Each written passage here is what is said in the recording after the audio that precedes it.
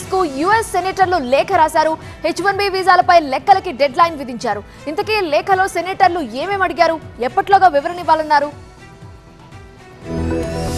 దేశీయ ఐటీ దిగ్గజం Tata consultancy service పై American సెనేటర్లు ప్రశ్నల వర్షం కురిపించారు. అమెరికాలో టీసీఎస్ అనుసరిస్తున్న నియామక ప్రక్రియపై వివరాలు ఆరా తీశారు. అమెరికన్ ఉద్యోగులను H1B వీసాదారులతో భర్తీ చేశారా, అమెరికన్ సిబ్బందికి చెల్లిస్తుందెంత, H1B వీసాదారులకు చెల్లిస్తుందెంత లాంటి ప్రశ్నలతో లేఖ రాశారు. దీనిపై అక్టోబర్ 10 లోపు వివరణ ఇవ్వాలన్నారు. తమ ఉద్యోగుల్లో 12,000 మందిని తొలగిస్తున్నట్లు ఇటీవల టీసీఎస్ ప్రకటించింది. ఇందులో కొందరు అమెరికన్ ఉద్యోగులు ఉన్నారు.